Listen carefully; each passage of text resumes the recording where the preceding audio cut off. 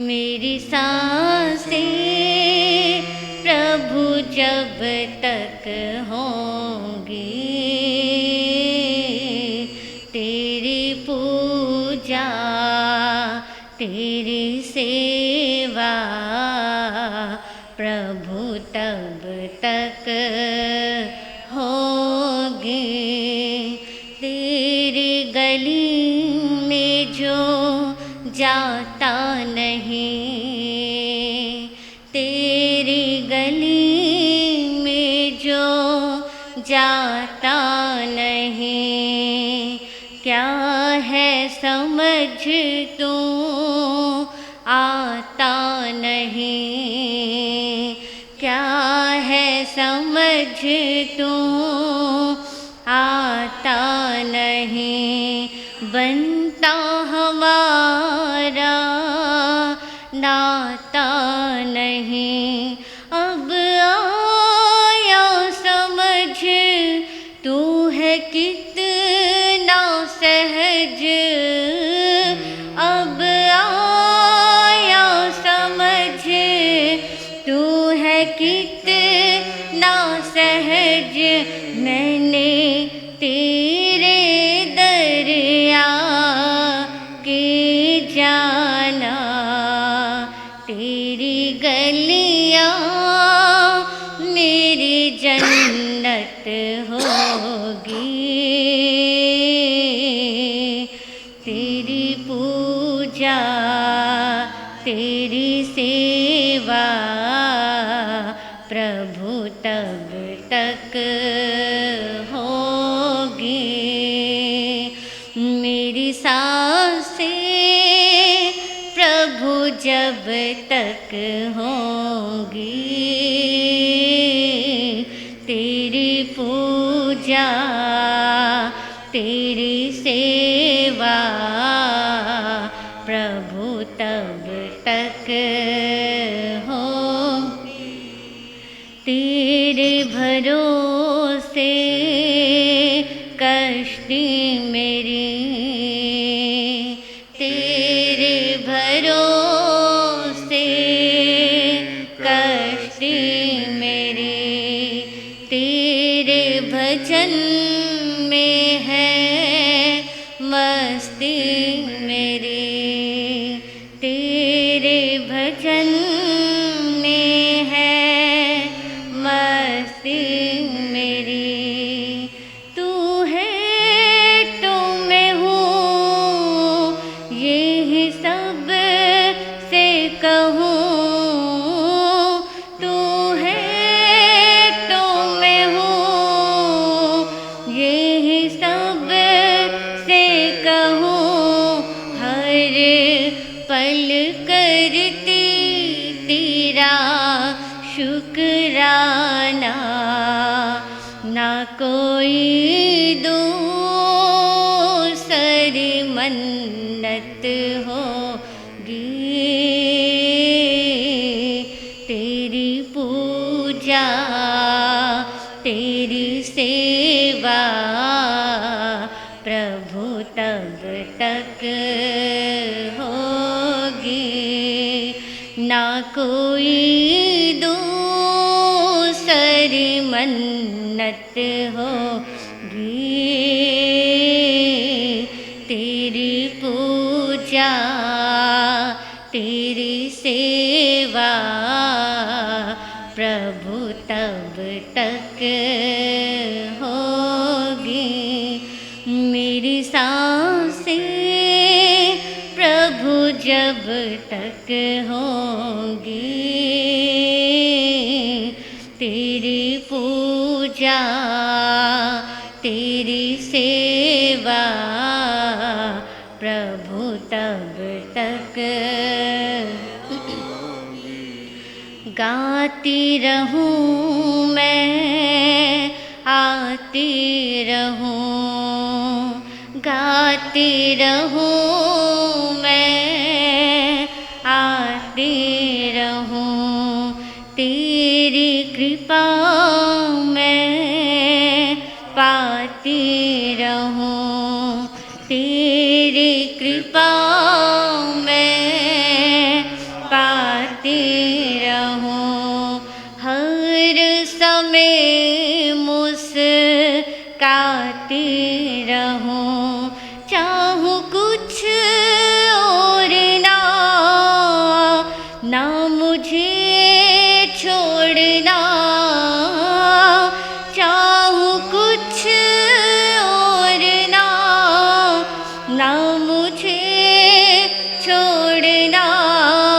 सच कहता है तेरा दीवाना, पूरी मेरी क्या ये हसरत होगी,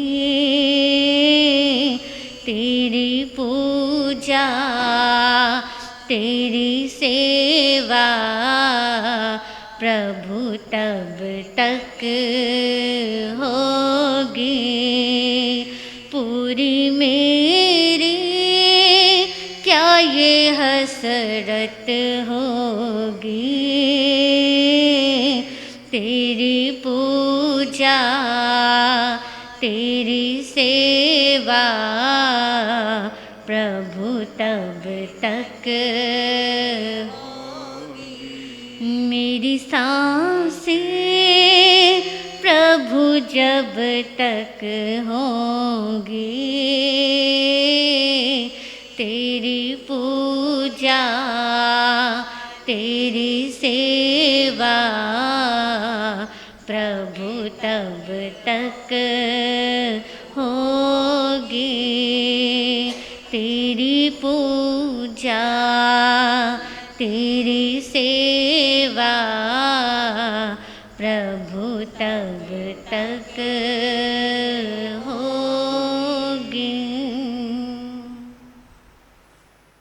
प्रभु की अंतिम वाणी, वीर प्रभु की अंतिम वाणी, सुन लो रे सुना लो, जय जिनवाणी बोलो, जय जिनवाणी बोलो, वीर प्रभु की अंतिम वाणी, वीर प्रभु की अंतिम वाणी, सुन लो रे सुना लो, जय जिनवाणी बोलो, जय जिनवाणी बोलो। छलक रही हर एक पद में तीर्थंकर की करुणा, छलक रही हर एक पद में तीर्थंकर की करुणा, जिससे जिन शासन जय पाता, आगम सच्चा शरणा, हम भी जीवन पावन कर ले, हम भी जीवन पावन कर ले, इधर उधर मत डोलो, जय जिनवाणी बोलो, जय जिनवाणी बोलो। वीर प्रभु की अंतिम वाणी, वीर प्रभु की अंतिम वाणी, सुन लो रे सुना लो, जय जिनवाणी बोलो, जय जिनवाणी, जिससे होता तीर्थ का पोषण, जो है साधक शाला, जिससे होता तीर्थ का पोषण, जो है साधक शाला, हे ये गेय उपादेय का मिलता बोध निराला, महावीर की महावीर की श्रेष्ठ कहानी, महावीर की श्रेष्ठ कहानी, जिन वाणी को पी लो, जय जिन वाणी बोलो, जय जिन वाणी।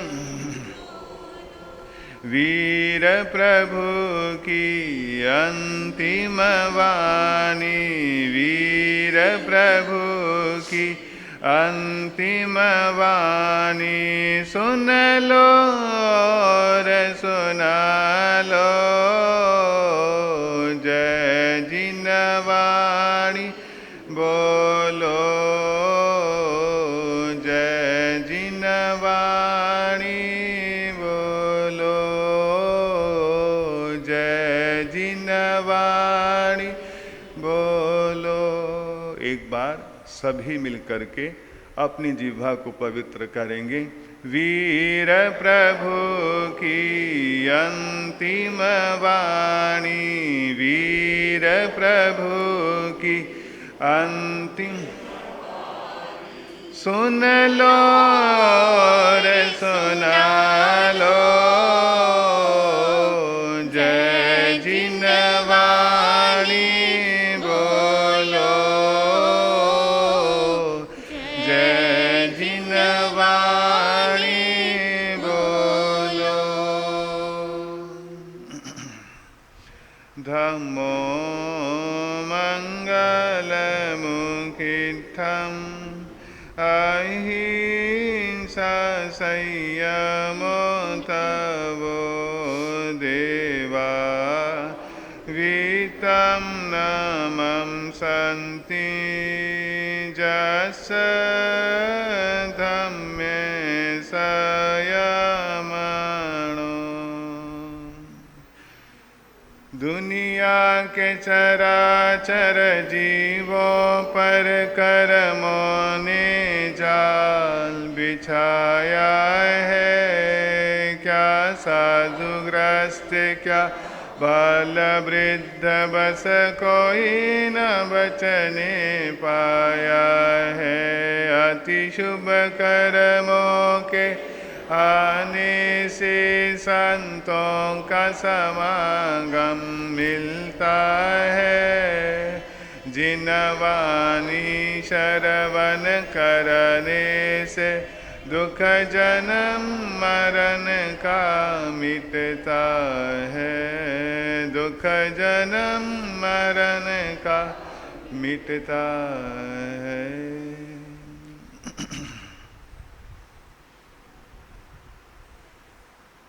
शासन के महाप्राण श्रमण वीतराग महाप्रभु एवं आराध्य गुरुदेव के पावन पुनीत चरण सरोजों में हृदय की असीम आस्थाओं के साथ अनंत अनंत वंदन। आपकी और हमारी अनंत पुण्यवाणी सदपुरुषार्थ का जागृत होने का वक्त है। प्रभु की अंतिम देशना उनके निर्वाण वेला के पावन उपलक्ष्य में हम और आप श्रवण और पठन कर रहे हैं, जिसमें हमने 6 अध्ययनों का लाभ प्राप्त किया है। प्रभु की ये वीतराग वाणी, ये अंतिम देशना अंतिम होने से आप देखिएगा भगवान शासनपति श्रमण भगवान महावीर के और श्वेतांबर परंपरा और उसमें स्थानकवासी परंपरा अनुसार 32 आगम ग्रंथों की मान्यता है। श्वेताम्र स्थानकवासी और श्वेताम्र तेरा पंथ धर्म संप्रदाय में 32 आगमों को प्रामाणिक और मूल वाणी के रूप में स्वीकार किया है। और श्वेताम्र मूर्ति पूजक परंपरा में 45 आगमों को प्रामाणिक रूप से माना है और उन शेष आगमों को स्थानकवासी तेरापंथ परंपरा ने माना तो है, लेकिन उसको भगवान की मूल रूप वाणी में स्वीकार नहीं किया है। लेकिन आगम ग्रंथों को संत कोट करते हैं, पढ़ते भी हैं, पढ़ाते भी हैं, और उसमें जो बहुत सुंदर सुंदर सब सुंदर सुंदर बातें हैं उनका इम्प्लीमेंशन भी उसके अनुरूप किया जाता है। और रही चतुर्थ शाखा दिगंबर परंपरा, उसमें थोड़ा सा फर्क है। वाणी को स्वीकार तो किया है, भगवान की मूल वाणी के रूप में स्वीकार नहीं किया। उनकी मान्यताएं हैं, दिगंबर परंपरा की मान्यताएं हैं कि भगवान की मूल वाणी का 12 साल के दुष्काल पड़ने के कारण भगवान की वाणी लोप हो गई है। तो भगवान की वाणी लोप होने पर दिगंबर परंपरा के मूर्धन्य आचार्य पुष्पदंत, ये बात याद रखने वाली है, आचार्य पुष्पदंत और आचार्य भूतबली नामक 2 आचार्य हुए, जिन्हें 14 पूर्वों में से एक पूर्व का कुछ अंश उनको स्मृति में था। उसके आधार पर आचार्य भूतबली, आचार्य पुष्पदंत, उस जमाने के आचार्य पुष्पदंत, आज से सैकड़ों हजारों साल पहले की वो बात, उस समय आचार्य पुष्पदंत और आचार्य भूतबली ने षटखंडागम की रचना की। षटखंडागम आगम ग्रंथ, दिगंबर ग्रंथ की रचना की, इत्यादि ग्रंथों की रचना की।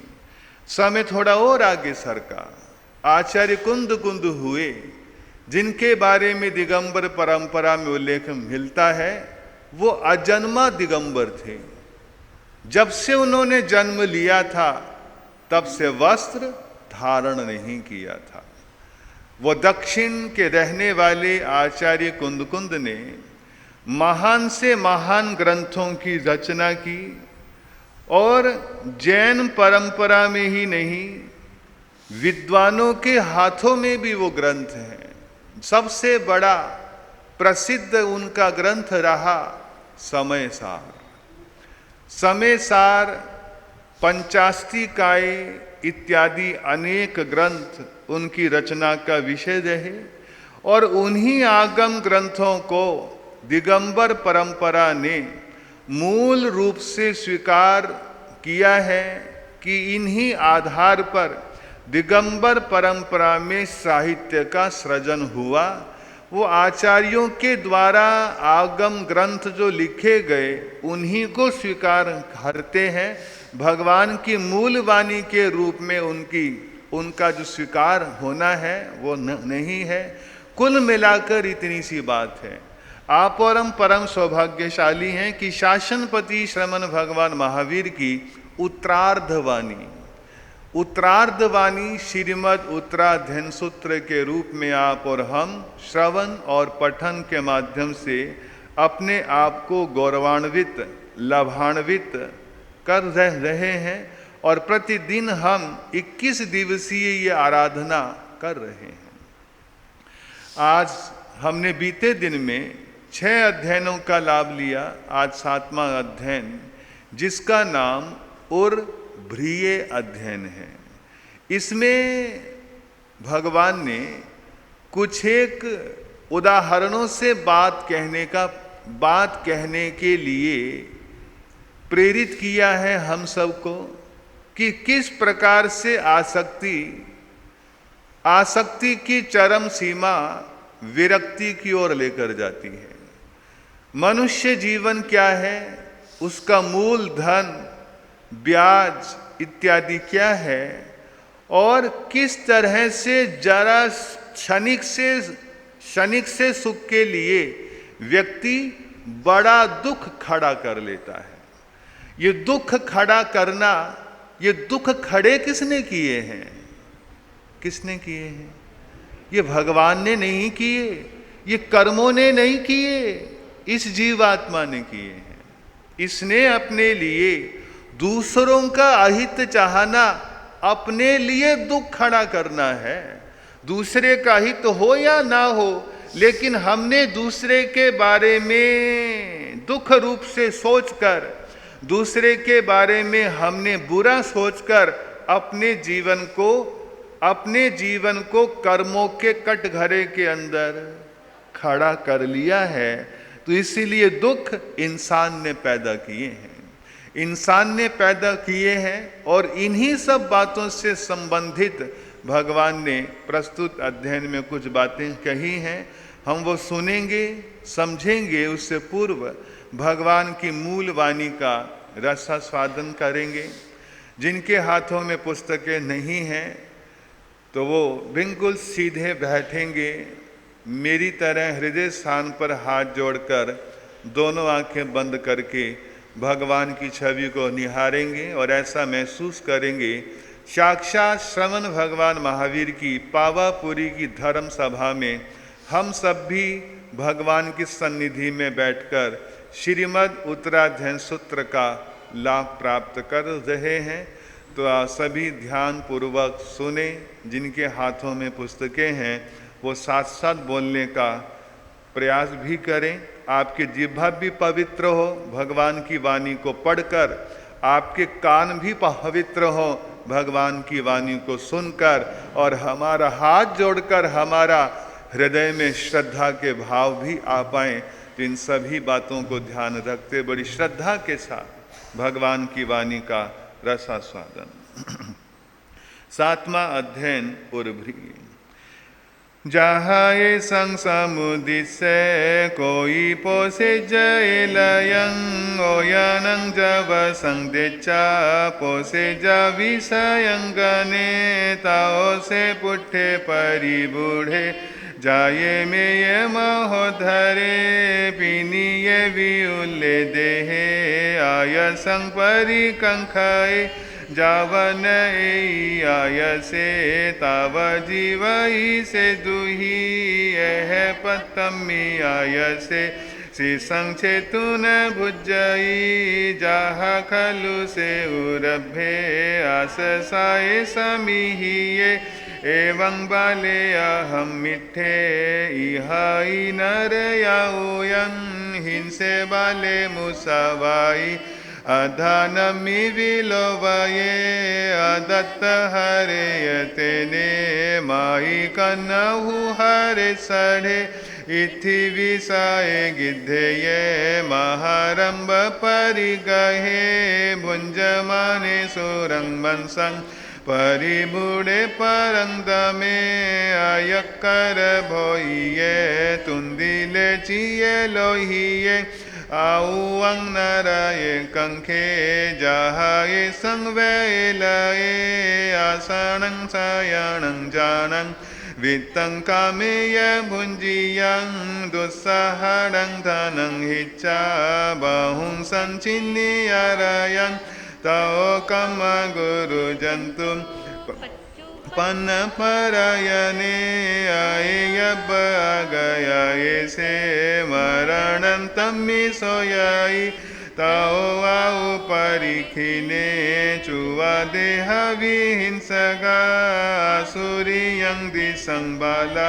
गच्छन्ति अवसतवं जहाँ गगनीये हेउं सह संहराय नरो अपथ गंगम्ब गंगोच्चाराय रज्जन्तु हराये वं मनुषग कामा देव कामान अन्तिये सहस गुणीय भुजो आहु कामाय दिव्या अनिगवासन ऊया जसा पवन वोठी जानी जियंती दुम्बेहा उने वास सया हुए जहाये तिन्नी वानिया मूलंघे तुन निगया एगो अथलह इलाहं एगो मूलेन अगाओ ego mulang piharita gayo tattavaniyo babhare ubamaesa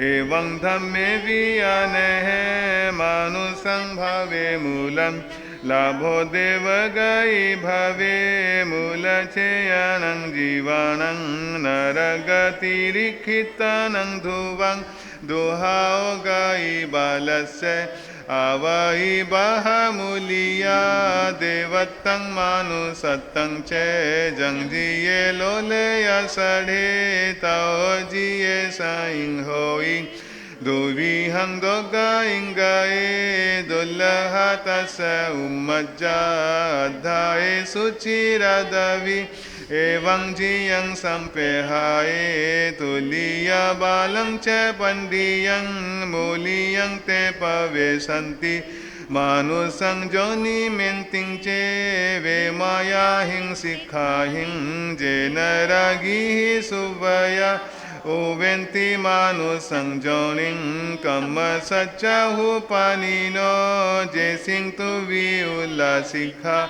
muliyang teya ichiya silavanta savisesa dina janti devayang eva madina vang bhikho agaring che viyaniya kahenu jicha me likhan jicha manena samvide jaha kusaggen samudenang samang mine evang manusaga kama deva kama antiye kusaga metai me kama saniruddhami auve kasaheyum kurakaum joga khemang ne samvide ihe kamana thiyase atathe guru avarajai sochane yaung magang jangbhujo paribhasai ihe kamana thiyase atathe navarajai buye dehe nirohinang bhave deveti me suvam tadhi jui jaso vanno ausuhamanuttaram bujjo tatha manusesu tatha se uvavajjai balasya ahammang parivajjiya chichadhammang ahamithe naraye uvavajjai dhirasya pasadhiratang savadhammanuvattino chichagadhammang dhammithe devesu uvavajjai tuliyanang balabhavang abalang cheva pandiye chayuna balabhavam abalang sevae muniti bemi बोलिए शासनपति श्रमण भगवान महावीर स्वामी की। शासनपति श्रमण भगवान महावीर की अंतिम देशना का ये 7वां अध्ययन जिसका नाम उर्भ्रिय है। उर्भ्रिय जो है भेड़ के बच्चा जिसको व्यवहार की भाषा में मेढा कहते हैं उसको उर्भ्रिय कहते हैं, जिसमें इसका उदाहरण मुख्य रूप से है और प्रथम है, इसलिए इस अध्ययन का नाम उर्भ्रिय, जिसमें इसका जिक्र है, जिसमें इसकी प्रधानता है, उस वह ये अध्ययन है।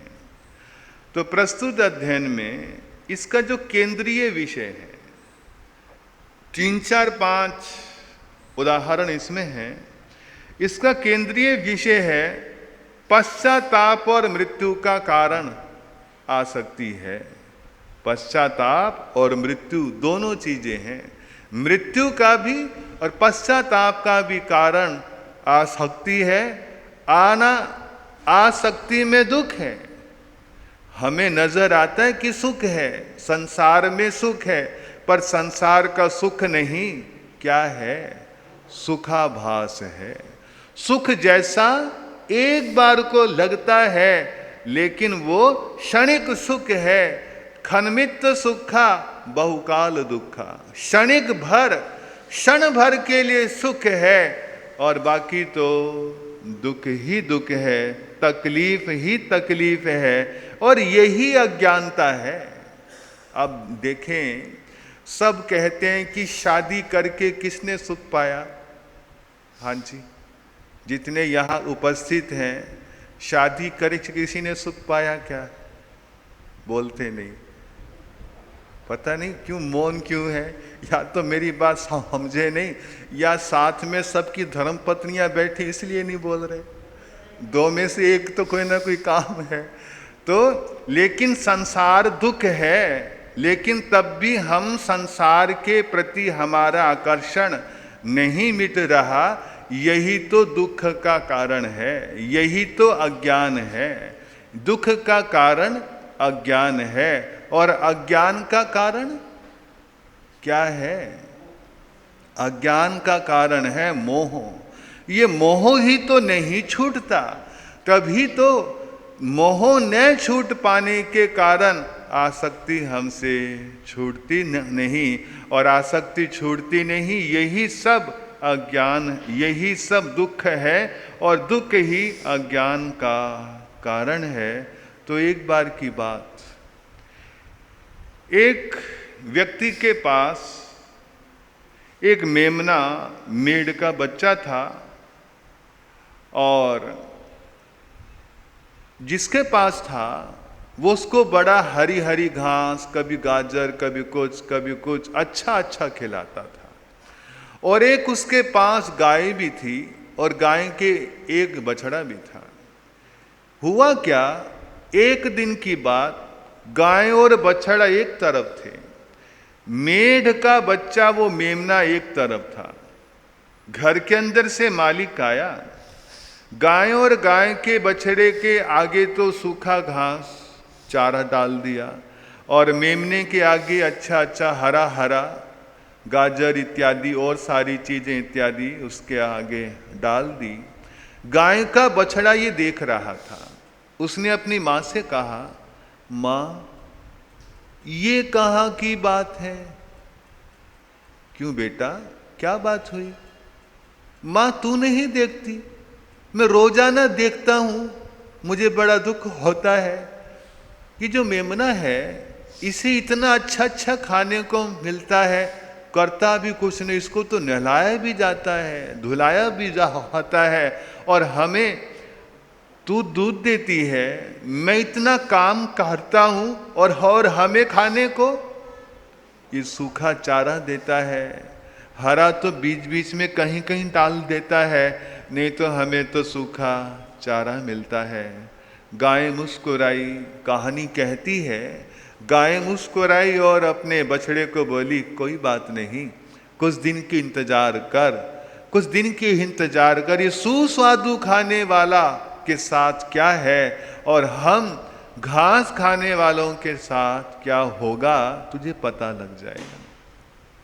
कुछ दिन बीते, घर में कोई मेहमान आए। सुबह सुबह मेहमान आए, मेमने को नहलाया धुलाया, साफ किया, कपड़े से पोंछा, और जैसे ही मेहमान आने को हुए, मेहमान आए कुछ देर हुई कि बकरे के बच्चे को काट दिया गया। काटता हुआ देख गाय का बछड़ा सहम गया और अपनी माँ के नजदीक जा लगा। माँ, हाँ बेटा, ये हमें भी काटेगा? ना बेटा, हमें नहीं काटेगा। जिसने खाया है तगड़ा, वो सहेगा बड़ा से बड़ा झटका, हमें नहीं काटे जाए। मैं तुझे यही बात बताती थी कि कोई बात नहीं, कुछ दिन के इंतजार कर, इसको अच्छा स्वादु भोजन खिलाने का अंजाम क्या बना, और हम सूखी घास खाते हैं, हमारा अंजाम क्या बना। सुस्वादु भोगों की आसक्ति साधक के लिए जीवन का सार, सर्वस्व का संहार कर डालती है। तो इसीलिए ये इसमें पहला एग्जाम्पल इसमें दिया गया है। दूसरा एग्जाम्पल इसमें दिया गया है, एक व्यक्ति ने बड़ी मशक्कत और मेहनत के साथ 1000 कारशापन प्राचीन समय का एक शुद्र सिक्का यानी खोटा सिक्का, और उसने 1000 इकट्ठे किए। 1000 इकट्ठे किए, प्रदेश में था। सोचा चलो अपने गांव चलूं। गांव चलने के लिए तैयार हुआ तो 1000 कारशापन तो अपने रख लिए, और उसमें से एक कारशापन, उस समय एक कारशापन 20 काकिनी, उस समय का एक पैसे का एक नाप था। एक कौड़ी में 20 कौड़ियों में एक कारशापन बदला जाता था। तो 20 कौड़ी ली, सोचा रास्ते में कुछ खाने पीने के लिए कहीं देना लेना पड़ेगा तो उसके लिए रख लेता हूँ। और वो इस प्रकार से अपने प्रदेश से घर लौटने लगा। रास्ते में संध्या हुई, एक धर्मशाला में रुक गया। एक कौड़ी निकाली, बाजार गया, कुछ खाना पीना ले आया तो कुछ कौड़ी 20 थी, उसमें से कुछ बची, बाकी तो अंदर सामान में थी। एक कौड़ी बची, 5 कौड़ी लेकर गया था, एक कौड़ी बची। सोचा चलो बाद में सामान में रख लूँगा, पहले खा पी लूँ, बाद में इसको सामान में रख लूँगा। तो वे खिड़की में रख दी और अपना खाया पिया, नींद आई और सो गया। थका हारा था। अगली सुबह हुई, सामान उठाया और चल निकला। 10-15 किलोमीटर आया, ध्यान आया, जेब में हाथ डाला, कौड़ी, एक कौड़ी कम। ओहो, एक कौड़ी तो मैंने धर्मशाला की, बोलो तो, खिड़की में रखी थी। ओ, अगर यूं एक कौड़ी छोड़ता जाऊंगा, अभी तो घर बहुत दूर है, तेरी ये शेष कौड़ी तो यूं ही छूट जाएंगी, यूं ही इतनी मेहनत से कमाया है, क्या किया जाए, क्या किया जाए। ऐसा करता हूँ, वापिस लौटता हूँ, लेकिन इतना सारा ये बोझ लेकर कहाँ जाऊंगा, ये इतने सारे कारशापन, इतने सारे सिक्के कहाँ लेकर जाऊंगा, बेकार जाऊंगा, आऊंगा, थकूंगा, आना तो यही है, इसे कहीं यहीं रखता चलूं, पर रखूं कहाँ। कहानी आपको विदित है, इसको रखूं कहाँ, इधर उधर दृष्टि दौड़ाई, कहाँ रखूं। सोचा चलो ये सामने पेड़ है, घना है, इस पेड़ के नीचे गड्ढा खोदकर वहां पर छिपा देता हूं। पेड़ के पास गया, चारों तरफ देख लिया, रास्ते पे भी निहार लिया, जाने वाला रास्ता, आने वाला रास्ता, दोनों पे निहारा, देखा, चारों तरफ देख लिया कि कोई नहीं है। व्यक्ति चारों तरफ तो देख लेता है, पर कहाँ नहीं देखता, रजनीश जी, कहाँ नहीं देखता, ऊपर नहीं देखता। जिसने ऊपर देख लिया वह नैतिकता पे नहीं उतरता। ऊपर व्यक्ति चारों तरफ देखता है, पर एक ऊपर देखना ही भूल जाता है, और ऊपर वाले की निगाह से कोई आज तक कोई बच नहीं पाया, कर्मों की निगाह से कोई नहीं बच पाया। और उसने वो जितने कारशापन थे सारे वहाँ गड्ढे में डाले, ऊपर से मिट्टी डाली और एक पत्थर पहचान के लिए रख दिया और वापिस गया। वापिस उसी धर्मशाला में पहुंचा, कमरे में गया, कमरे में कोई और था। भाई मेरा कुछ सामान रह गया, खिड़की के पास रखा है, जरा हो तो देखना, तुम ही देख लो आकर। अंदर गया, खिड़की के पास गया, देखा तो वहां पर वो एक कौड़ी जो रखे गया था वो थी नहीं। ओहो, पता नहीं कहाँ गई। मुझे ध्यान रखना चाहिए था, यूं एक एक कौड़ी छोड़ता जाऊंगा तो कैसे काम चलो। लेकिन चलो कोई बात नहीं, आगे से ध्यान रखूंगा। अभी तो तेरे पास 1000 कारशापन हैं। और वहां से निकला, तेज कदमों से चला और उसी जंगल में आया। उसी पेड़ के पास आया, देखा कि वहां तो पत्थर दूर पड़ा है, गड्ढा खुदा पड़ा है और वहां पर 1000 के 1000 कारशापन गायब हैं। ओहो, कौन ले गया, पता नहीं क्या हुआ। एक कौड़ी के चक्कर में 1000 कारशापन खो गए। अब पछताए होता, चिड़िया चुग गई खेत, अब पछताए से क्या होता है। कहा गया है, चिड़िया चुग गई सारा खेत, चिड़िया चुग गई सारा खेत। आँख खुली जब देखा हमने हो, आँख खुली जब देखा हमने, खेत मेरे तहिरे चिड़िया चुग गई सारा खेत, चिड़िया चुग गई। पता नहीं ऋषभ बिहार वाले चंद लोग बोलते हैं, बहनें भी चंद बोलते हैं, पर बस धीरे धीरे बोलते हैं, मुंह पट्टी भी हिलने नहीं देते। तो मेरा अगर सब बोले, बड़ा प्रसिद्ध और बड़ा पुराना भजन है, चिड़िया चुग गई सारा खेत, चिड़िया चुग गई सारा खेत। आँख खुली जब देखा हमने हो, आँख खुली जब देखा हमने, खेत मेरे तहिरे चिड़िया चुग गई सारा खेत, चिड़िया चुग गई सारा खेत। तो वो जो व्यक्ति था, एक कौड़ी के चक्कर में कितने रुपए गंवाए?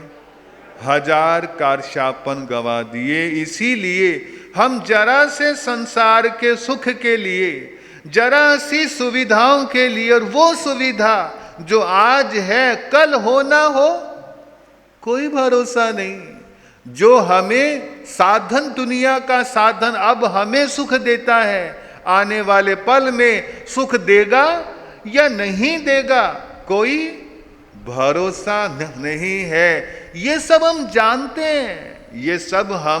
जानते हैं, हमसे दुनिया में कुछ भी अनजाना नहीं है, लेकिन फिर भी ये आसक्ति, ये मोह हमें एक्चुअल पोजीशन पर आने नहीं देता। वास्तविकता को जानते हैं, पहचानते हैं, लेकिन एक्सेप्ट करने नहीं देता। तो इसी तरह से मिलते जुलते और भी भगवान ने और भी 2 एग्जाम्पल प्रस्तुत अध्ययन में दिए हैं। जैसे एक राजा था, संक्षिप्त में, बीमार पड़ा और उसको अपथ्य था, आम से उसको पेचिश हो जाती थी, लेकिन राजा को आम बड़ा पसंद था, तो किसी न किसी तरह से उस काम बंद कर दिया।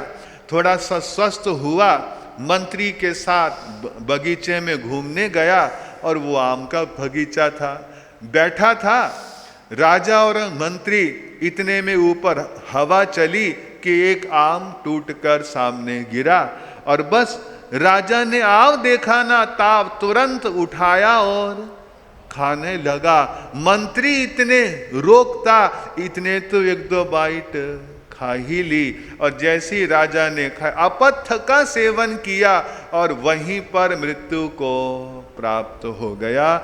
इस प्रकार से ये भी एक एग्जाम्पल है। और एक और एग्जाम्पल है कि एक पिता का आदेश पाकर 3 पुत्र व्यापार करने के लिए गए, संक्षिप्त में, और एक जब वापिस लौटने का वक्त आया, एक व्यापार में बहुत धन कमा कर लौटा, गाड़ियों की गाड़ियां कमा कर लौटा, और दूसरा जैसा गया था वैसे ही मूल पूंजी बचाकर लौट आया।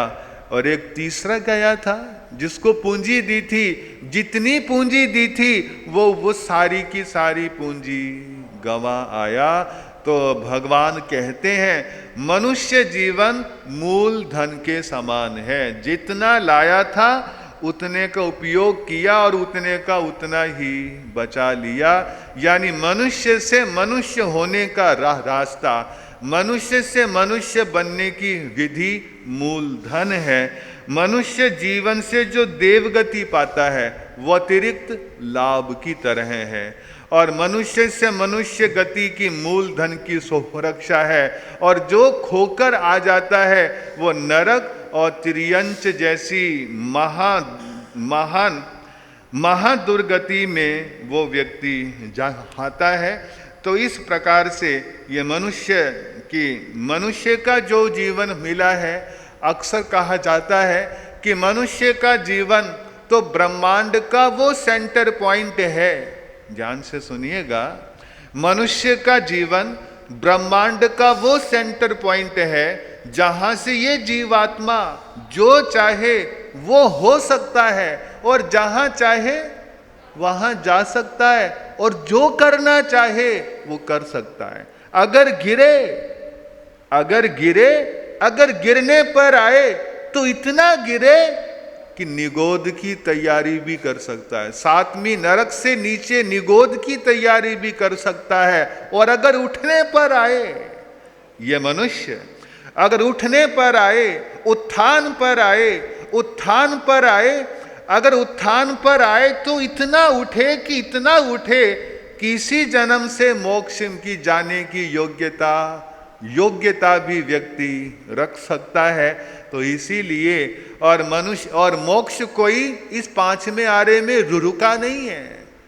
रुका नहीं है, रास्ता बदल गया, सीधे से मोड़ वाला आ गया, प्रतीक्षालय बीच में आ गया। लेकिन मोक्ष तो आज भी है। इस जम्बू द्वीप के, भरत क्षेत्र के जम्बू द्वीप से ही तो नहीं है। कहां से मोक्ष का द्वार खुला है? महाविदेह क्षेत्र, जो दूसरी दुनिया है, जहां के लोग बड़े सौभाग्यशाली हैं, जहां पर 20 तीर्थंकर हमेशा विराजमान रहते हैं। आपकी जानकारी के लिए वहां 20 तीर्थंकर की संख्या ना तो कभी 21 होती और ना ही कभी 19 रहती। ऐसा सिस्टम है। 20 ने जन्म लिया तो 20 ने दीक्षा ले ली, 20 ने दीक्षा ली तो 20 को केवल ज्ञान हुआ, 20 को केवल ज्ञान हुआ तो पहले वाले 20 को निर्वाण प्राप्त हो गया। इस प्रकार से क्रम महाविदेह क्षेत्र में कभी टूटता नहीं है, अनवर्त रूप से हमेशा प्रवहमान रहता है। तो महाविदेह क्षेत्र से आज भी मोक्ष है।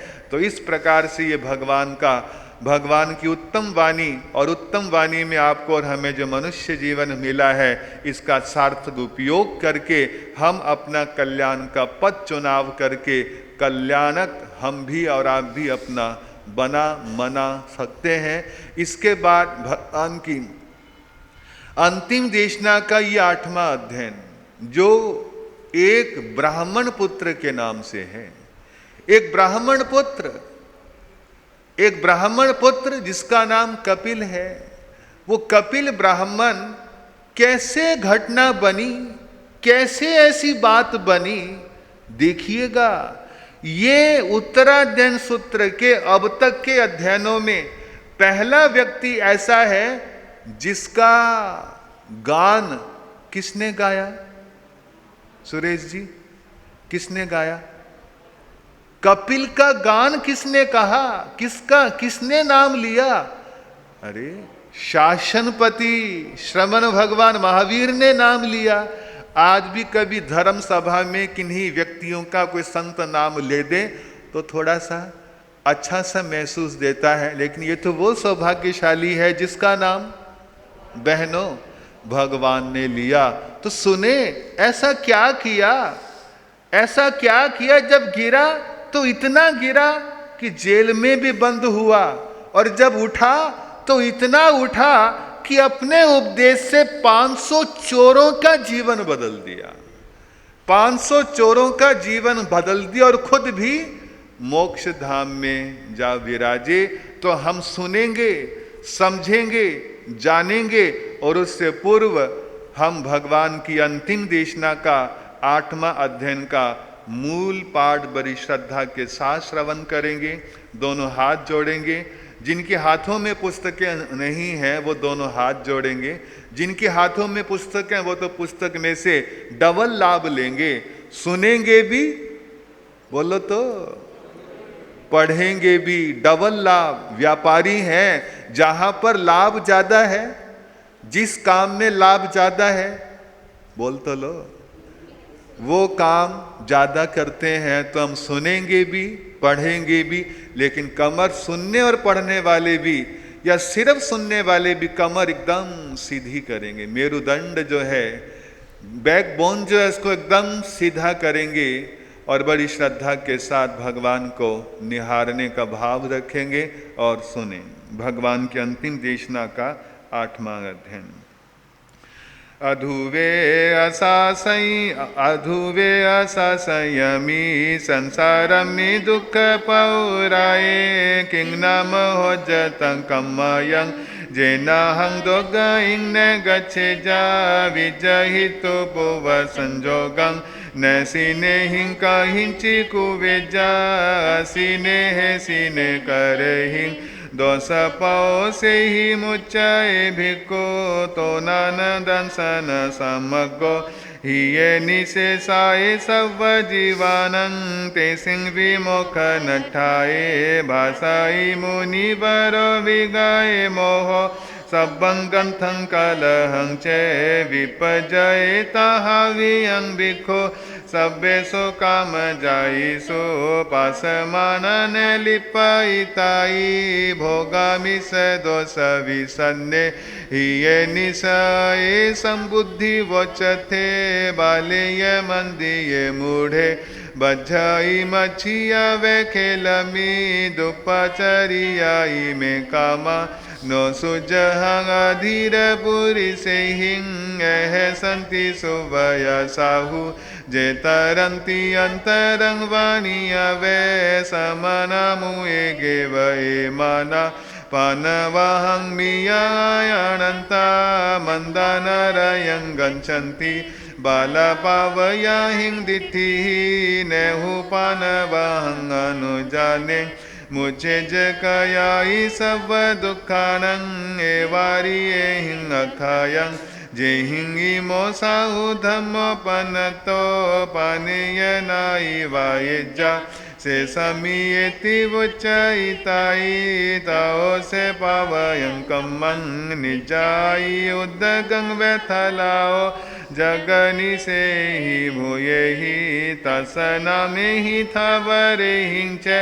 नोते सीमारभे दंडं मनसा वय सकाय सचेव शुद्धे सनाओ नच्चानं तथठ विज भिक्खु अपानं जायाए घास में सेजा रस गिद्धे नसिया भिखाए पंतानि चेव से वेजा सिये पिंडं पुराण कुम्मासं अदुबुक्कस पुल्लगंवा जवन ठाए निसेवाए मंथुं जो लखनं सुवीणं च अंगविज्जं च जे पौजन्ति नेहुते समन बुच्चन्ति एयं आयेरिये हिं अखायं इह जीवियं अनिये मित्ता पभट्टा समाहि जो ये हिं ते काम भोग रस गिद्धा उवज्जन्ति आसुरेकाये तत्त्वविये उवठिता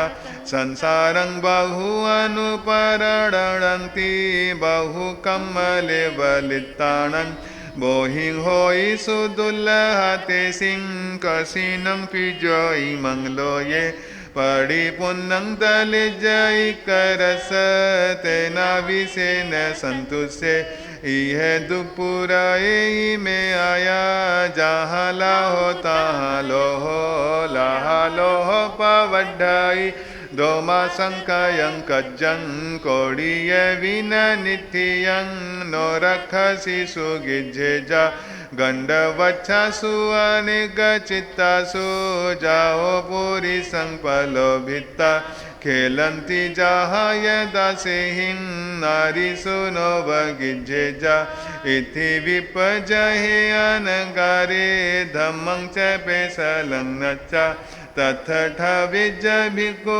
अपानं इह ये धम्मे अखाये केवलेनं च विशुद्धपन्नेनं तरिहिन्ति जे उकाहिन्ति ते हिंगाराहि ये दुबलोगति बेमी। इस प्रकार से ये चौकी निकाल।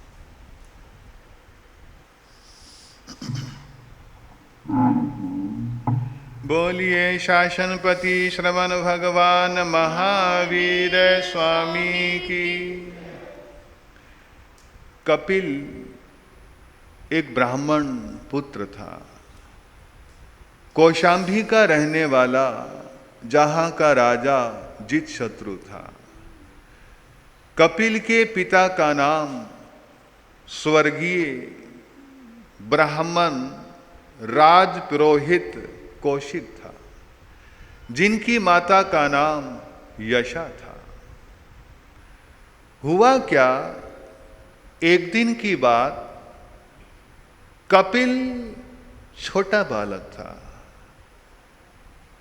रहा होगा 10-12 साल का। अपने घर आंगन के द्वार पर खड़ा था। वाद्य यंत्र बैंड बाजों की आवाज आने लगी। घूमकर देखा, बैंड बाजे आ रहे थे, लोग बग नाच कूद रहे थे, नाच कूद रहे थे। कोई व्यक्ति रथ में बैठा था, सब लोग उसकी जय जयकार कर रहे थे। आगे आगे हाथी चल रहे थे, घुड़सवार चल रहे थे, वाद्य यंत्र नफीरी बैंड बाजे ढोल इत्यादि ताशे नफीरी आदि इत्यादि बज रही थी। बड़ा सुंदर है, बड़ा अच्छा बजा रहे हैं। अपने घर आंगन से 10-20 कदम चला, देखने लगा, और वो लाव लश्कर शोभा यात्रा घर के पास आने लगी। मुड़कर घर के द्वार पर देखा, द्वार पर देखा वो कोई नहीं। अरे मन ही मन सोचा कपिल ब्राह्मण ने, मां को पता नहीं चला क्या? मां नहीं आई। ओ देखो, सबके घर वाले द्वार पर खड़े हैं, पर मेरे घर द्वार पर कोई नहीं है। चलूं एक बार जाकर देखूं, मां शायद बेचारी कुछ काम में उलझी होगी, नहीं पता चला होगा, नहीं ध्यान दिया होगा। अंदर दौड़ते हुए कपिल ब्राह्मण अंदर गया, कपिल पुत्र अंदर गया। अंदर गया, मां, अरे ओ मां, कहां है? आवाज नहीं आई। और अंदर गया, देखा कि घर के सबसे अंदर वाले कमरे में मां दोनों गोड़े खड़े किए हुए, सिर उसमें दिए हुए बैठी है। मां, क्या हुआ? अरे ओ मां। पास गया, पंजों के बल बैठा, मां के गोड़ों पर हाथ रखा, हिलाया। मां, क्या बात है? नहीं बेटा, बस कुछ नहीं। मां, कुछ तो है। अरे तू रो रही है? बस बेटा, कुछ पुरानी यादें ताजा हो गई। पुरानी यादें? क्या पुरानी यादें? बाद में बात करना मां, पहले तू चल, कितनी अच्छी शोभा यात्रा आ रही है। पधार।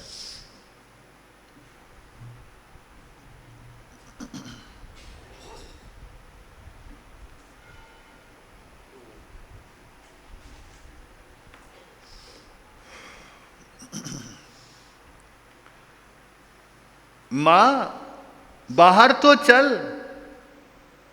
क्या करूं बाहर जाके? क्यों? सबकी माएं, सबके पिता, भाई बहन खड़े हैं, तू नहीं आएगी, मुझे तो नहीं अच्छा लग रहा। नहीं बेटा, बस तू ही देख ले। माँ चल छोड़, पहले तू बता बात क्या है, फिर ही चलेंगे बाहर। बेटा बस कुछ नहीं, बस ऐसी पुरानी सी बातें याद आ गई तो आंखें गीली हो गई। माँ तेरा पुत्र हूं, जानने का हक है मेरा, पर बेटा जानकर करेगा क्या? जो होगा वो करूंगा, जो बन पाया वो करूंगा। बच्चा हूं, जितना कर पाया मैं करूंगा मां। बेटा हो नहीं सकता। मां एक बार तू बता तो बेटा, जिस शोभा यात्रा को तू देखने की बात कर रहा है, इस शोभा यात्रा का किसी जमाने में तू मेरी गोद में था। उस समय ये शोभा यात्रा वत्स प्रतिदिन हमारे घर से भी निकला करती। अच्छा कैसे?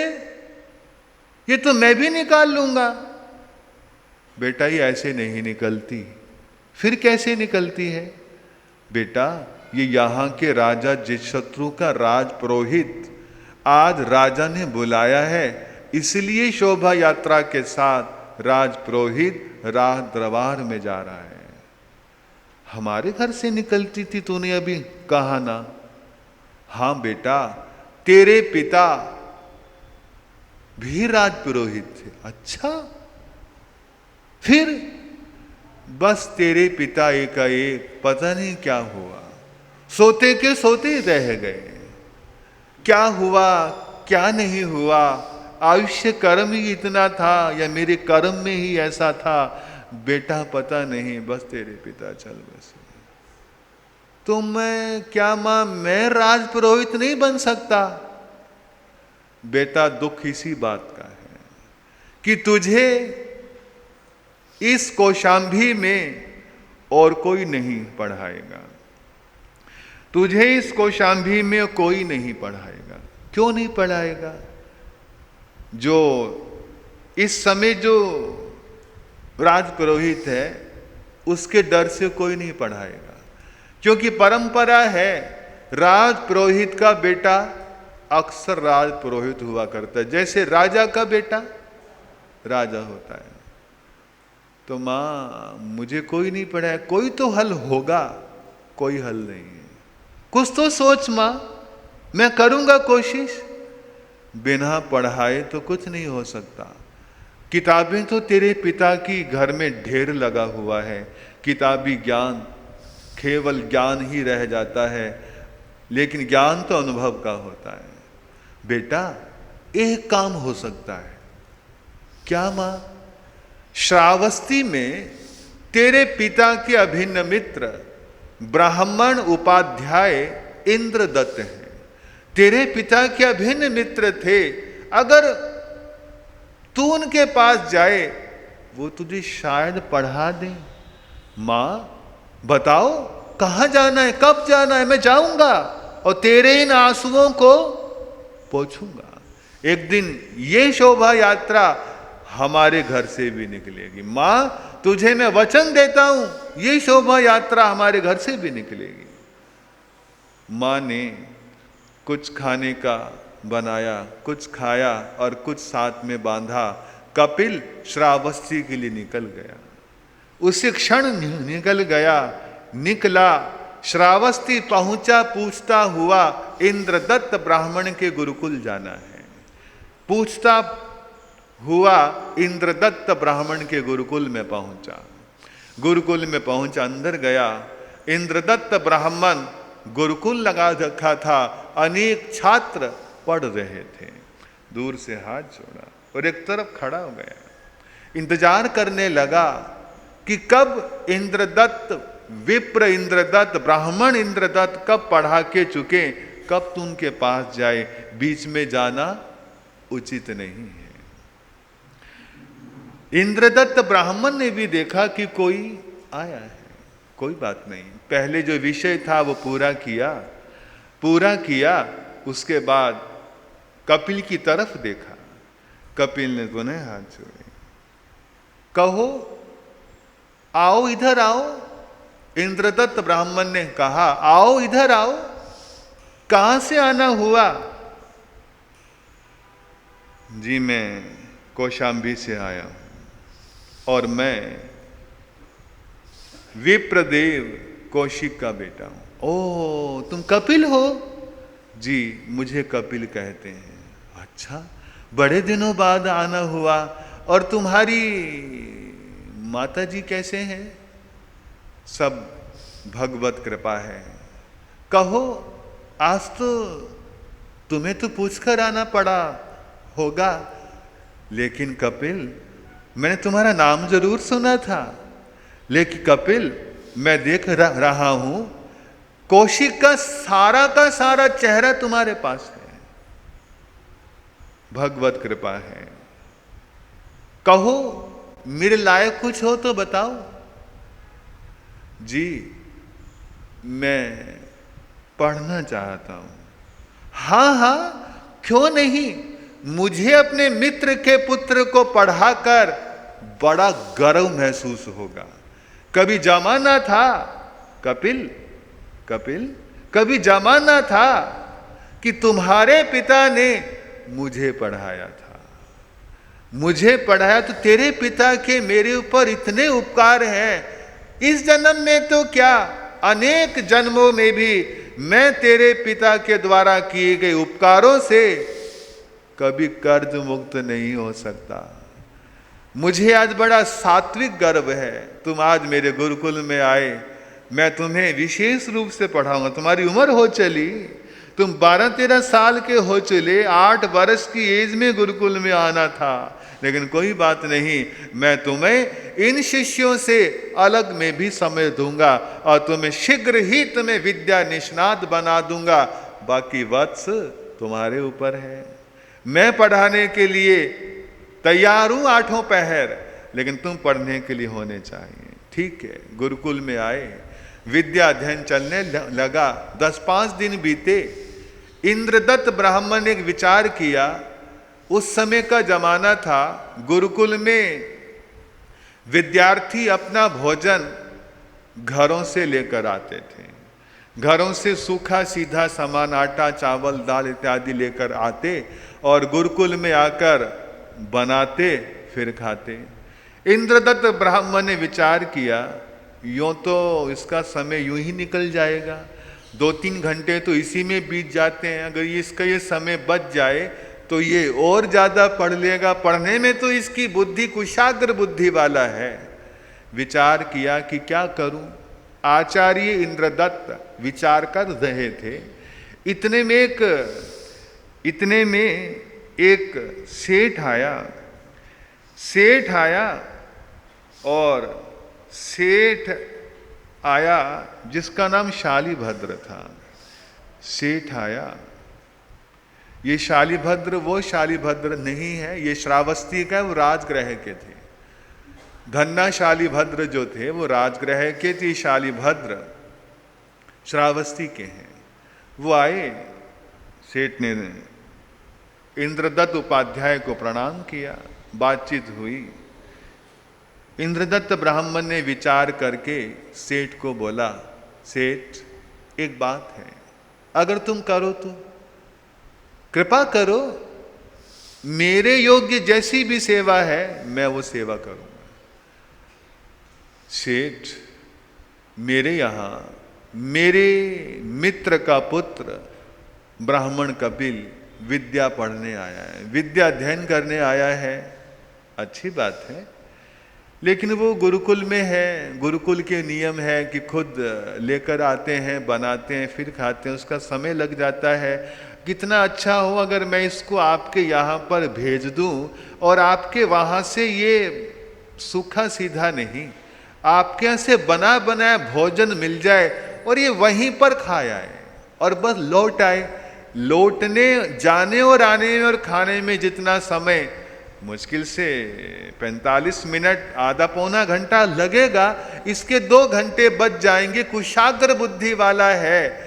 अगर आपको उचित लगे, भगवान ये तो बड़ी ब्राह्मण होकर मेरे घर रोज आए, इससे बड़ी बात और क्या हो सकती है। विप्रवर, आप आज से ही भेज दें, कल से भी नहीं, आज से ही भेज दें। और ऐसे ही हुआ। कपिल को घर बता दिया गया। कपिल प्रतिदिन सेठ के घर जाने लगा। सेठ ने एक दासी का ड्यूटी लगा दी कि जब भी ये इतने बजे आएगा और ये जब भी आए इसके आने से पहले खाना तैयार होना चाहिए, और खाना तैयार मिलता वो खाता और चला आता। जल्दी होने लगा, विद्या अध्ययन करने लगा, और जोर शोर से विद्या अध्ययन चलने लगा। और एक दिन की बात, और कहावत है, कहा जाता है पहले दर्शन होता है, ध्यान से सुनना, पहले दर्शन होता है फिर परिचय होता है, और परिचय के बाद दो धाराएं हैं, या तो राग या वैराग्य। ऐसा ही हुआ, कपिल जाने लगा, आग के पास घी कब नहीं पिघला, आग के पास घी कब नहीं पिघला, घी पिघलने लगा। दासी खाना परोसती, पहले बस एक दूसरे को देखते रहे, फिर एक दिन धीरे से दासी ने पूछ लिया, तुम्हारा नाम क्या है? कपिल कहते हैं। तुम्हारा क्या नाम है? उसने भी अपना नाम बताया, उसने भी अपना नाम बताया, और बस धीरे धीरे दोनों का परिचय बढ़ा, बात होने लगी, परिचय बढ़ने लगा, और अंत में वो परिचय प्रेम में बदल गया। और जब प्रेम में बदला, विद्या अध्ययन में ब्रेक आने लगा। आचार्य ने बहुत बार पूछा, कपिल तुम पहले जैसे मन नहीं लगा रहे, क्या बात है? जी कुछ नहीं, पहले थोड़ी बातें थी, अब बहुत ज़्यादा होने लगा, मुझे बोझ लगने लगा। आप अगर थोड़ा सा कम कर दो तो मैं और अच्छे से पढ़ पाऊंगा। बात नहीं बताई कि मैं अब प्रेम के पाश में बंध गया, मोह के पाश में बंध गया। और बात होती रही, चलती रही, परिचय प्रेम में बदल चुका था। एक दिन खाना खाने के लिए कपिल गया, दासी ने कोई बात नहीं की। क्या बात है, आज कोई बात नहीं करी तुमने? मूड ठीक नहीं है? ठीक है मेरा मूड। अरे ऐसे कैसे, ये कैसे बोली तुम? और कैसे बोलूं मैं? ऐसे नहीं बोलूं तो क्या करूं? तुम्हारे होने का फायदा क्या है मुझे? तुमसे प्रेम करने का क्या फायदा हुआ? फायदा? हमारे बीच में नुकसान फायदे की बात? हाँ क्यों नहीं, कुछ तो होना ही चाहिए। क्या तुम्हें नहीं पता, 2-4 दिनों में नगर में एक उत्सव है, सब लोग नए नए कपड़े पहन के, आभूषण पहन के मेले में जाएंगे, और मेरे पास तो, बोलो तो, मेरे पास तो कुछ भी नहीं, पास तो मेरे भी कुछ नहीं। तभी तो कहती हूं तुमसे परिचय होने का मेरा लाभ क्या हुआ? देखो, अगर तुम मेरे लिए पहले ये बताओ कुछ करना चाहते हो? हाँ हाँ क्यों नहीं, मैं करूंगा, तुम बताओ। देखो, यहां का जो राजा है वो बड़ा अच्छा न्यायप्रिय, दानवीर और ब्राह्मणों का सम्मान करने वाला राजा है। अच्छा, फिर उसको, उस राजा को जो सुबह सुबह स्वस्ति वचन श्लोक पढ़कर उसको आशीर्वाद देता है, वो उस ब्राह्मण को 2 मासा सोना देता है। अच्छा 2 मासा? हाँ 2 मासा, लेकिन पहले पहुंचना पड़ता है। जो पहले स्वस्ति वचन कह देता, आशीर्वाद दे देता है, उसको 2 मासा। और कभी कभी तो अगर राजा खुश हो तो पता नहीं कितना दे दे। अच्छा कोई बात नहीं, मैं ब्राह्मण हूं, इतनी रात में कहां? राजमहलों में जा रहा हूं। क्या करने? राजा को स्वस्ति वचन कहने। स्वस्ति वचन कहने या कोई चोरी करने? देखो समय क्या है। मुझे तो समय का भान ही नहीं रहा। हाँ हाँ, स्वस्ति वचन तुम जैसा लड़का, तुम जैसा 18-19 साल का लड़का कुछ कहेगा क्या? स्वस्ति वचन तुम कह सकते हो? नहीं नहीं, तुम चोर हो, चोरी करने आ रहे हो, हमें बहकाते हो। जो ब्राह्मण राज्यों का आशीर्वाद देने आते हो तो भोर के वक्त आते हैं, तुम अभी से तो चोरी करने का उद्देश्य है। एक न सुनी गई। कपिल ने बहुत मना किया, मैं चोरी करने नहीं आया, मैं चोरी करने नहीं आया, मैं चोर नहीं हूं, मैं ब्राह्मण हूं, इंद्रदत्त ब्राह्मण के यहां पर मैं विद्यार्थी हूं। एक न सुनी गई। जो कहना है किसके आगे कहना?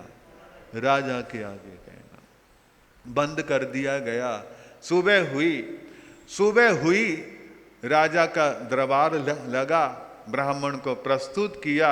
वैश्य ब्राह्मण था और कमनीय कद काठी, सुंदर वर्ण, उन्नत भाल, चौड़े कंधे, चोर की छवि नहीं दिखा रहे थे। फिर भी राजा ने पूछा, तुम कौन, क्या परिचय है तुम्हारा, क्या करने जा रहे थे रात में हमारे महलों की तरफ? उन्होंने कहा, राजन, पहली बात तो मैं ब्राह्मण नहीं, मैं चोर नहीं हूं, मैं ब्राह्मण। तो इतनी सुबह 2:30 बजे मेरे को स्वस्ति वचन देने, बात कुछ समझ नहीं आई। राजन, मैं ब्राह्मण हूं, ये सच है। कपिल ने राज दरबार के भरे राज दरबार में सारी बात बता दी कि मैं मोह के पाश, दासी के पाश में बंधा हूं और 2-3 दिन में उत्सव आने वाला है। बस उत्सव में कुछ वो आभूषण, अच्छे कपड़े पहन ले, इसलिए मैं 2 मासा सोना लेने के लिए निकला। समय का पता ना चला और बस इसलिए चोर कहलाया गया और जेल में बंद कर दिया गया। इतनी सारी बात बताई और राजा निर्भीक स्वर सुनकर बड़ा प्रसन्न हुआ। कपिल, तुम एक काम करो, तुम 2 मासा क्या, जितना तुम्हारे जी में आए उतना मांग लो। कपिल स्तब्ध, पैर चिपक गए, आंखें घूमना बंद हो गई, स्तब्धता, निस्तब्धता। कपिल, तुमसे कह रहा हूं, जितना मांगना है 2 मासा तो खत्म हो जाएगा, मांग कितना मांगता है? कपिल की तंद्रा सी टूटी, राजा की तरफ देखा और कहा, राजन, कुछ समय चाहिए। कोई बात नहीं, कुछ समय चाहिए। हमारे राज दरबार के बाहर ठीक सामने राज उद्यान है, तुम जाओ और सोच कर आओ, बताओ। कपिल बगीचे में चला गया, सोचने लगा, 2 मासे से क्या बनेगा, दासी को दे दूंगा, खत्म हो जाएगा। फिर वही कि भाई 4 मांग ले, 4, फिर कोई उत्सव आया उसमें खत्म हो जाएगा, तेरे पास कमाई का तो साधन नहीं। यूं कर, ये मासा क्या, तू 1 किलो ही ना मांग ले। हाँ, ये ठीक है, तू 1 किलो सोना मांग ले। बहनों को सोना प्रिय होता है, बहनों को सोना आभूषण बहुत प्रिय लगते हैं। तो और दिवाली नजदीक है, खरीदारी का समय है, 1 किलो मांग लेता हूं। 1 किलो से क्या बनेगा? जब राजा ने तुझे खुली छूट दे दी, अरे किलो 2 किलो में क्या रखा है, किलो 2 किलो में क्या रखा है? तू यूं कर 10 किलो मांग ले। लेकिन तू ब्राह्मण, तू कुछ कमाता नहीं है, फिर खत्म हो जाएगा। अरे तू एक काम कर, जब खुली छूट मिली है, तू राजा का आधा राज मांग ले। ये ठीक है, आधा राज मांग लेता हूं, बस सारा कुछ तेरा है, खत्म ही नहीं होगा। लेकिन आत्मा ने दस्तक दी, कपिल, आधा मांगकर क्या करेगा, आधा मांगकर क्या करेगा? आधा तू ठहरा ब्राह्मण और ये ठहरा क्षत्रिय, ऐसे चाल चलेगा, आक्रमण कर देगा कि तेरा आधा राज देकर भी तुझे वापस छीन लेगा। ना रहे बांस और ना बजेगी बांसुरी। तो एक काम ना कर, सारा राज्य मांग ले। क्या मांग ले जी? सारा राज्य मांग ले, ना रहेगा बांस ना बजेगी बांसुरी। राजा आधा नहीं पूरा मांग ले, लेकिन जब भी कोई व्यक्ति आसक्ति की चरम सीमा पर आता है, एक बार आत्मा दस्तक जरूर देती है। आप सेल्फ से क्वेश्चन करके देखिएगा, जब भी आप में से, हमारे में से कोई अनैतिकता पे, अकरणीय पर उतरता है, एक बार आत्मा दस्तक ठक ठक जरूर देती है। तू करने जा रहा है वो अच्छा नहीं। कपिल की आत्मा ने भी दस्तक दी। कपिल 2 मासे के लिए जेल में बंद कर दिया गया। 2 मासे के लिए जेल में बंद कर दिया गया। अगर राज मांग लिया तो पता नहीं कहां पर बंद होना पड़ेगा। दशा बदल गई, कांटा बदल गया, कांटा बदला, दशा बदली, कपिल की दिशा ही बदल गई। 2 मासा सोना लेने गया था, क्यों ना तू सोर बढ़े जहां पर मांगने की नौबत ही ना आए, जहां पर मांगने की नौबत ही ना आए। ये दुनिया का ऐश्वर्य, ये दुनिया का वैभव तो क्षणिक है, आज हो कल हो ना हो कोई भरोसा नहीं। सुख नहीं है, सुखाभास है। तो किस सुविधाओं की खोज में है, कुछ नहीं रखा। जिस प्रेम में तू बंधा, जिस मोह में तू बंधा, तुझे रात में उठा दिया। तेरा दिन का चैन, रात्रि की नींद गायब हो गई। अगर तूने गृहस्थी बसा ली, पता नहीं कितने जंजालों में घुलझ कर तेरी ये मनुष्य की जिंदगी तो वीरान हो जाएगी। तेरा हरा भरा गुलशन तो ये बगीचा उजड़ जाएगा। बस कुछ नहीं चाहिए अब तुझे। अब तू राजा के पास चल और मोक्ष रूपी सोना मांग ले। और कहा जाता है कि वहीं पर कपिल ब्राह्मण को वहीं पर जाति स्मरण ज्ञान हो जाता है। वहीं पर जाति स्मरण ज्ञान हुआ और वो वापिस राज दरबार में आया। राजा को भी धक धक थी। तूने कह तो दिया ब्राह्मण है, पता नहीं क्या मांग लेगा, कहीं तेरा राज ना मांग ले, कहीं तेरा राज ना मांग ले। और बस राजा के मन में भी धक धक थी। जैसे राज दरबार में कपिल ने प्रवेश किया, सोचा बस तेरा राज ना मांग ले, कोई ना कोई चाल चल, कुछ ना कुछ भिड़ा, कोई ना कोई कुछ कर। कपिल राज दरबार में आया, राजा के सामने हाथ जोड़े और कपिल को राजा ने कहा, क्या चाहिए, क्या सोचा? अब मुझे लाख और राख में कोई अंतर नहीं नजर आता। मतलब मुझे कुछ नहीं चाहिए, मुझे जिस लिए ये जीवन मिला, मुझे वो मिल गया है। मुझे इस दुनिया के वैभव में मुझे सुख नहीं लगता, सुखाभास है। मुझे तो आत्मा का वो वैभव मिला है जिस वैभव प्राप्ति के पश्चात दुनिया का सारा वैभव फीका नजर आने लगता है। कपिल ब्राह्मण के लिए मुनिवेश मंगाया गया। कपिल ने दीक्षा ली, समय पर दीक्षा ली और अपनी आत्मा का कल्याण करने लगे। और एक दिन श्रावस्ती और कौशाम्बी के बीच 500 चोर मिले। 500 चोरों ने कहा जो भी कुछ है सामने रख दे। रख दिया गया। पात्रे इत्यादि देखने को मिले। उस समय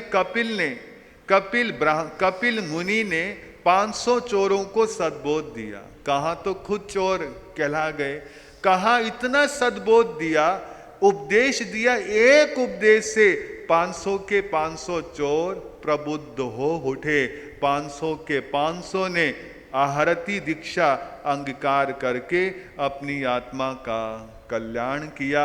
और अंततः कपिल मुनि भी केवल ज्ञान, केवल दर्शन की प्राप्ति करके समय आने पर मोक्ष धाम में जा विराजे। बोलिए शासनपति श्रमण भगवान महावीर स्वामी की। आप इसी श्रद्धा और विश्वास के साथ भगवान की अमृतमय देशना का श्रवण प्रतिदिन आप कर रहे हैं। आज थोड़ा सा ही नहीं, 20-25 मिनट आज ज़्यादा हुए हैं।